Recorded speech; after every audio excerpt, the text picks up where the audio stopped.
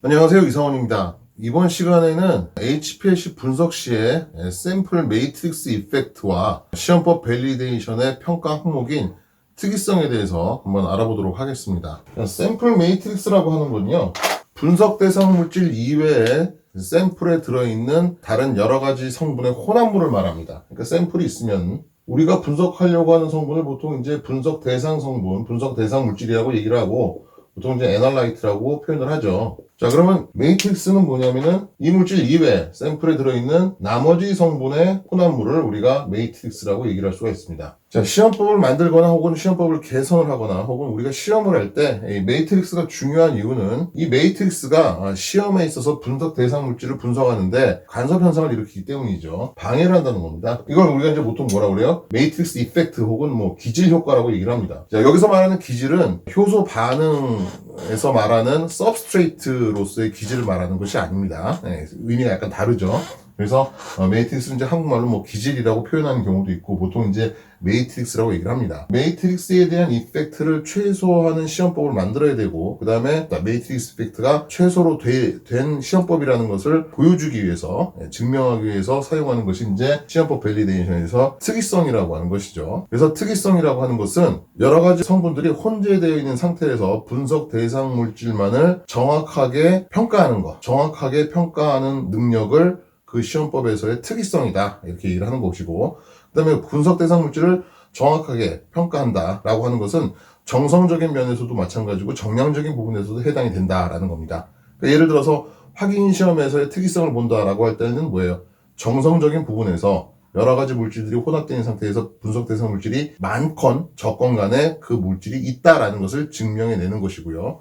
그 다음에 정량적인 부분에서는 혼합물이 혼재되어 있는 상태에서도 분석 대상 물질의 양을 정확하게 측정해낼 수 있는 능력을 마찬가지로 특이성이다라고 볼 수가 있는 것이죠. 자, 그러면은 특이성을 평가하기 위해서는 기본적으로 필요한 것이 매트릭스를 우리가 실현할 수 있어야 됩니다. 그러니까 매트릭스만으로 되어 있는 어떤 물질, 그런 혼합물 형태를 우리가 만들어낼 수가 있어야 된다는 얘기죠. 그래서 이걸 뭐 매트릭스 리얼라이제이션이라고 표현을 해보겠습니다. 어떤 게 있죠? 예를 들어서 수질 분석을 해요. 예를 들어 하천에 물이 있는데 하천의 주변에 어떤 공장이 있어요. 혹시 공장으로부터 유출될 수 있는 오염물의 농도를 하천물을 떠다가 측정을 해본다라고 하는 목적의 실험을 해본다고 해봅시다. 그러면은 그때는 우리가 매트릭스라고 하는 건 뭡니까? 하천에 있는 물이고, 그죠? 분석 대상 물질은 그 오염물이죠. 예, 그러면은 오염물을 제외한 나머지 성분이 들어있는 물을 우리가 매트릭스라고 볼 수 있는데 이런 경우는 우리가 매트릭스를 어떤 식으로 실현시킬 수가 있죠? 그런 경우는 아마도 공장보다 좀 더 높은 위치에 상류 쪽에 있는 물을 떠가지고 우리가 매트릭스로 사용할 수가 있겠죠. 왜냐하면은 상류에 있는 물은 아무래도 공장으로부터 유출될 수 있는 오염물이 없다고 볼 수가 있으니까요. 그죠? 예, 그래서 그런 식으로 우리가 매트릭스를 실현시킬 수도 있고요. 또 이런 경우도 있을 수 있습니다. 예를 들어서 의약품을 만들었습니다. 그죠? 예, 완제 의약품을 만들었어요. 그럼 완제 의약품 같은 경우는 어떻게 만듭니까? 유효 성분이라고 할 수 있는 원료 의약품과 그 이외에 의약품으로서 우리 몸에 들어가서 어떤 흡수, 그죠? 예, 흡수를 갖다가 어디서 할 수 있는지를 정할 수 있는 여러 가지 제형의 이제 의약품을 만들게 되는 것이고, 그러면은 유효 성분 이외 나머지 부영제 성분들을 우리가 매트릭스로 볼 수 있죠. 그래서 완제 의약품 같은 경우는 여러 가지 순물질을 섞어가지고 하나의 의약품을 만드는 거니까 그때는 매트릭스를 실현시키기가 그닥 어렵진 않습니다. 왜냐하면은 유효 성분, 원료 의약품을 제외한 나머지 성분을 가지고 어떻게 뭐 위약을 만들거나, 그죠? 예, 그래서 플라시보를 만드는 경우, 의약품 같은 경우는 매트릭스를 실현시키는 하나의 방법이 될 수가 있는 것이고요. 아니면 생체 치료 같은 경우, 예를 들어서 뭐 어떤 환자나 어떤 개인에게 약을 투여를 하고 그 사람으로부터 어떤 생체 치료를 얻어냈습니다. 뭐 혈액이든지 뭐 소변이라든지 그 생체 치료 안에 들어있는 약물의 농도를 분석을 하고 싶다라고 하는 목적이면은 그때는 매트릭스를 어떻게 볼 수 있습니까? 약물을 투여하지 않은 상태에서의 생체 치료를 우리가 채취를 해다가 매트릭스로 만들 수가 있는 것이죠. 근데 매트릭스를 완전히 100% 실현시키지 못하는 경우도 있을 수가 있습니다. 그럴 경우는 우리가 리얼라이제이션을 못하더라도 이때는 시뮬레이션이라도 해야 됩니다. 뭐 이럴 수 있죠. 완전히 100% 실현 못 시키는 경우 천연물 추출물이에요. 그러면 그 추출물 안에는 여러 가지 성분들이 있을 수가 있고 그 중에 한 성분이 우리가 분석하려고 하는 분석 대상 물질입니다. 그때는 우리가 분석 대상 물질만을 따로 떼내가지고 매트릭스를 실현시키는 불가능할 겁니다. 그죠? 예, 아니면은 여러 가지 화학 반응을 통해서 만들어진 원료 의약품 같은 경우 보통 원료의약품에 들어있는 분석 대상 물질의 양은 거의 100%에 육박하는 굉장히 많은 양이 있지만은 이 물질 이외에도 나머지 뭐 어떤 그 불순물 같은 것들이 존재할 수가 있겠죠. 그래서 사실 그때도 마찬가지로 엄밀하게 매트릭스 솔루션이라고 하는 것을 우리가 실현하기 위해서는 그 안에 들어있는 불순물들을 우리가 정확하게 알고 있어서 매트릭스를 만들어야 되는데 사실 그것도 우리가 현실적으로 힘든 경우가 굉장히 많죠.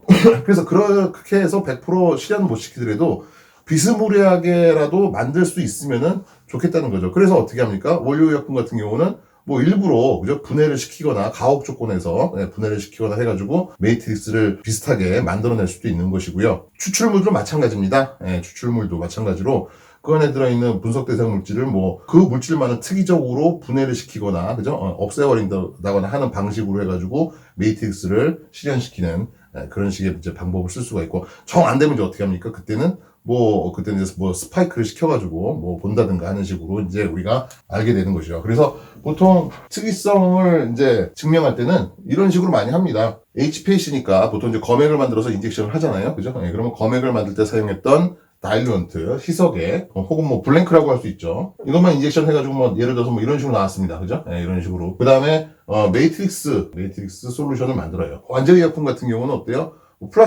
플라시보를 만들어서 플라시보로부터 어떻게 검액을 만들어가지고 인젝션을 한다든가 원료의약품 같은 경우는 뭐 그 안에 있을 수 있는 여러 가지 출발 물질, 부가생성물, 중간체, 분해생성물 이런 것들을 집어넣어가지고 마찬가지로 매트릭스를 만든다든가 아니면 생체시료 같은 건 어떻게 합니까? 그때는 약물을 투여하지 않은 6개인 그죠? 6개 이상의 매트릭스를 마찬가지로 우리 인젝션을 해가지고 분석 대상 물질이 나오는 피크와 겹쳐지는 그런 다른 피크가 있는지를 조사하죠. 그래서 매트릭스를 인젝션을 합니다. 예를 들어서 매트릭스가 뭐 이런 식으로 나왔습니다. 자, 그 다음에 이제 어떻게 합니까? 분석 대상 물질을 마찬가지로 6m 넣어가지고 분석 대상 물질만 인젝션을 하는 거죠. 그래서 스탠다드 분석 대상 물질, 표준 물질을 구해다가 표준액을 만들어서 마찬가지로 인젝션을 했더니 예를 들어서 뭐 이 위치에 이렇게 피크가 나왔다. 그러면 이제 그 다음에는 매트릭스 솔루션과 분석 대상 물질 표준품을 같이 섞어가지고 인젝션 하는 거죠. 그래서 이런 식으로 나오고 또 마찬가지로 피크가 나오고 뭐 이런 식으로 나왔습니다. 그럼 이제 이렇게 나와 있는 걸 보고 이제 우리가 어떻게 합니까? 우리가 분석 피크와 다른 피크들이 레졸루션 1.5 이상으로 분리가 제대로 됐으니까 특이성을 입증했다. 뭐 이제 이런 식으로 얘기를 하는 것이죠. 그리고 이제 거기다 부가해서 뭐 이제 이때는 매트릭스하고 스탠다드를 섞었는데 마지막으로 뭐 예를 들어서 샘플을 완제 의약품으로 된 샘플을 마찬가지로 샘플 솔루션 해가지고 했더니 뭐 똑같이 나오더라. 그래서 뭐 확인할 수도 있고요. 그래서 뭐 결국에는 특이성을 판정하기 위해서는 이제 기본적으로 매트릭스를 우리가 실현을 해서 매트릭스 어떻게든지 만들어내서 그걸로 해가지고 이제 우리가 분석 대상 물질과 피크가 겹치지 않는다는 것을 보이고요. 그 다음에 이 피크가 이제 뭐 단일 피크냐, 그죠? 그냥 하나의 물질로 이루어진 피크냐, 그렇지 않냐를 보려고 피크 퓨리티 테스트를 한다고 했습니다. 그래서 피크 퓨리티에 대한 것은 이제 그 전에 제가 올려드린 영상에서 확인하실 수가 있을 거고요. 이런 질문이 나옵니다. 뭐냐면은 특이성을 만족을 시켰으니까, 그렇죠? 앞쪽에서 특이성 평가를 해서 특이성을 만족시켰으면은 그 다음에 직선성이나 정확성이나 정밀성을 할 때 매트릭스 솔루션을 안 만들어도 되느냐. 그러니까 뭐냐면은 나중에 말씀드리겠지만 이제 직선성이나 정확성 같은 거 할 때는 그때도 마찬가지로 매트릭스 솔루션에다가 스탠다드를 집어 넣어가지고 보통 평가를 많이 합니다. 근데 특이성에서 이미 다른 물질과 지금 혼재되어 있는 상태에서 피크를 분리를 해냈으니까 특이성을 입증했으니까 그 다음에 이루어지는 평가 항목에서는 굳이 매트릭스 솔루션을 만들지 않아도 되는 거 아닙니까? 라고 하는 질문이 나온 적이 있었습니다. 근데 안 되죠. 왜 그러냐면은 사실 우리가 특이성 시험을 할 때 이런 식으로 피크 분리가 되는 걸 보고 혼합되어 있는 상태에서도 우리가 원하는 물질만은 분석을 해낼 수가 있다라는 것을 여기서 증명을 했지만은 이건 엄연히 어떤 경우예요? 이건 엄연히 UV 흡광, 만약에 여기서 지금 측정하는 검출기가 UV 디텍터다라고 했을 때 UV 흡광이라고 하는 그 검출 방식을 이용해서 다른 분석 대상 물질과 그 다음에 혼합물들을 분리가 됐다고 우리가 볼 수가 있는 것이지, 만약에 이 샘플이나 매트릭스 안에 UV 흡광이 없는 물질도 같이 있다 그러면 어때요? 그때는 우리가 알 수가 없다는 거죠. 그때는 분석 대상 물질과 흡광이 없는 다른 혼합물 사이의 분리 정도를 우리가 감히 단언할 수가 없다라는 얘기죠. 그래서 그 다음에 이루어지는 평가 항목에서도 뭐 직선성을 할 때나 정확성을 할 때도 마찬가지로 매트릭스 솔루션에다가 스탠다드를 집어넣어서 우리가 평가를 하게 되는 것입니다. 자, 그러면은 흡광이 없는 물질도 그러면 어떤 식으로 영향을 미칠 수가 있을까요? 이것도 우리가 한번 생각을 해봐야 되죠. 사실 우리는 HPLC 분석을 하면은 흡광을 가지거나 어떤 그 검출기에서 검출이 되는 피크에 대해서만 우리가 생각하는 경향이 없지 않아 있습니다. 그런데 시험을 많이 하게 되면은 이제 이해할 수 없는 현상들이 많이 나타나고요.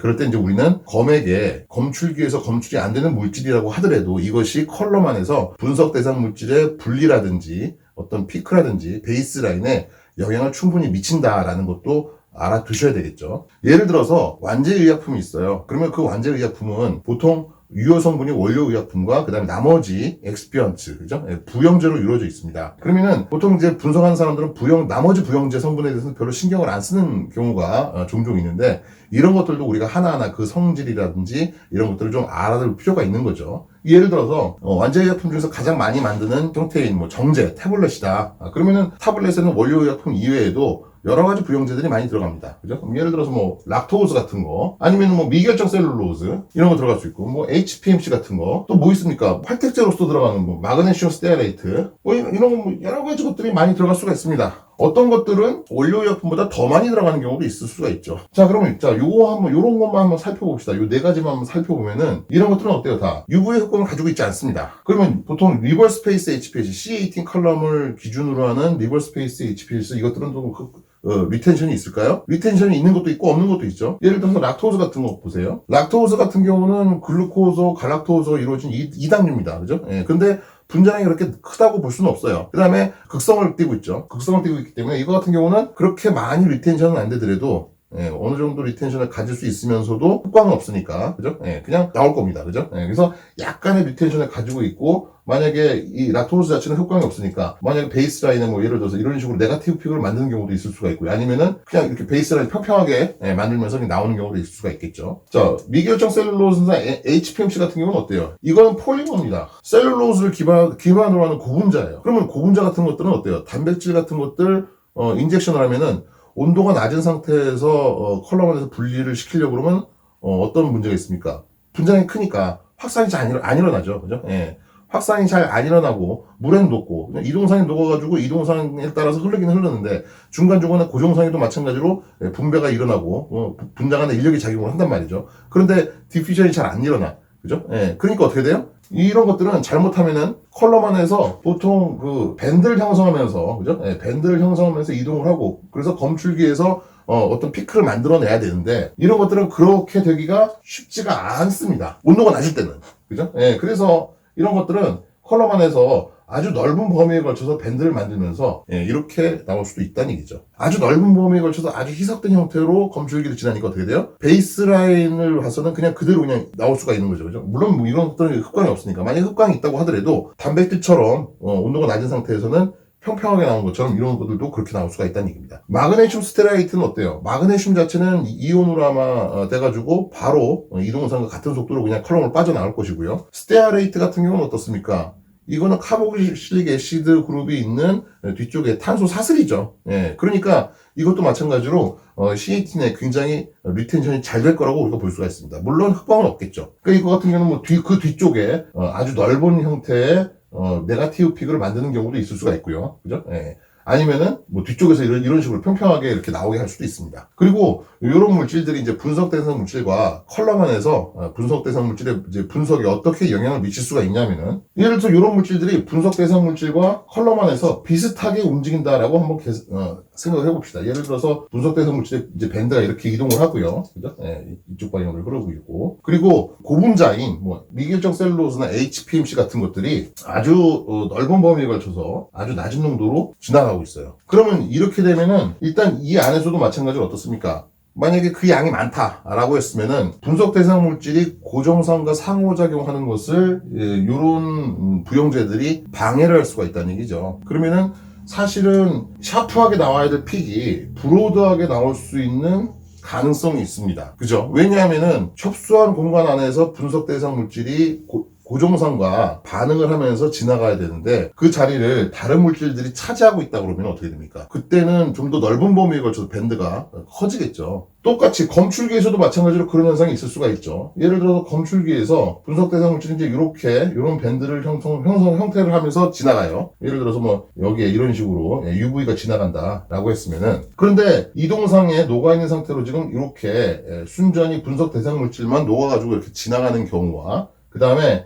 이런 부형제들, 비록 흡광은 없지만 이런 것들이 같이 존재를 하면서 지나가는 경우는 어때요? 이때는 흡광이 원래보다, 그죠? 원래 이동상에만 녹아있는 상태에서 나오는 흡광보다, 피크보다 더 낮게 측정될 수도 있습니다. 왜 그러냐면은 제가 UV 측정할 때 말씀드렸죠. UV 흡광이라고 하는 것은 물질 안에 물질 자체의 특성이라고요. 그죠? 그래서 물질 내에 어떤 화합물 내에 파이 전자가 있으면 파이 전자가 자외선을 받아가지고 들뜨면서 흡광이 일어나는 거다. 그리고 그 파이 전자들은 옆에 다른 분자들이 있을 때 서로 분자간 인력이 작용을 하면은 당연히 그 파이 전자의 들뜨는 정도가 영향을 받을 수밖에 없다라고 말씀드렸습니다. 그러니까 분석 대상 물질만 있는 것이 아니라 만약에 다른 물질도 같이 있으면서 그 바로 옆에서 어떤 분자간 인력이 작용을 한다라고 했을 때는 당연히 흡광 등에 영향을 미칠 수밖에 없는 것이죠. 그래서 매트릭스 솔루션에다가 스탠다드를 농도별로 넣어가지고 그 검량성과 용매만 넣어가지고 마찬가지로 검량성을 했을 때는 보통 그 기울기가 차이가 납니다. 매트릭스 이펙트가 있는 경우는 그 기울기가 좀 더 낮게 나와요. 자, 그래서 그런 상황을 여러분들이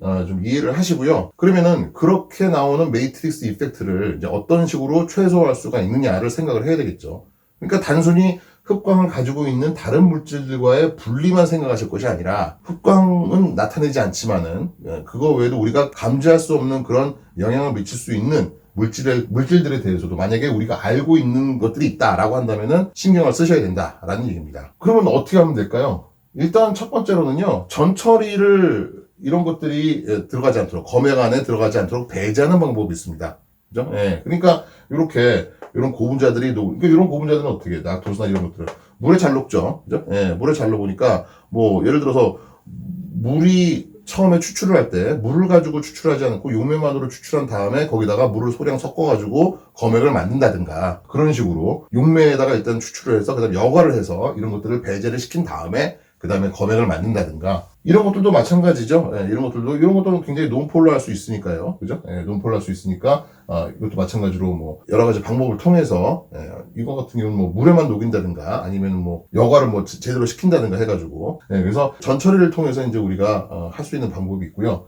그 다음에 이제, 뭐, 락토스나 뭐 이런 것들은 안 보이기는 하더라도 이런 것들은 결국은 컬러만에서 어떤 밴드 형태를 만들면서 이제 분리가 되는 거잖아요. 그죠? 그러니까, 안 보이더라도 우리가 이제 그런 것들을 어느 정도 리텐션 타임을 감안을 한다든가 해가지고 컬럼 안에서 배제를 시킬 수는 있습니다. 분리는 시킬 수가 있죠. 이런 것들은 어때요? 이런 것들은 그게 힘들 수가 있죠. 그런 경우는 뭐 예를 들어서 컬럼 온도를 높여가지고 컬럼 안에서 이제 밴드가 만들어지게끔, 그죠? 밴드가 만들어지게끔 해가지고 우리가 분석을 한다든가 하는 방법을 쓸 수가 있습니다. 그래서 오늘은 이제 샘플 매트릭스하고 이제 스페시피시티, 특이성에 관한 내용을 말씀드렸고요. 보통 이제 그 책이라든지 아니면 이제 어떤 가이드라인은 얘기하지 않는 매트릭스 이펙트 중에서, 그러니까 우리는 매트릭스 이펙트라고 그러면 보통 그냥 간섭한다, 땡! 그죠? 그리고 별로 생각들을 안 하는 그런 경향이 있는데, 사실 이것도 뭐 어렵지 않아요. 그죠? 우리가 이것을 조금만 더 생각을 해보면은, 이런 식으로 매트릭스 이펙트가 일어난다는 것을 알아낼 수가 있고요. 그런 것들을 최소화하기 위해서는 나름대로의 샘플마다, 그죠? 샘플마다 그런 방법들을 쓸 수가 있다라는 것을 말씀을 드렸습니다.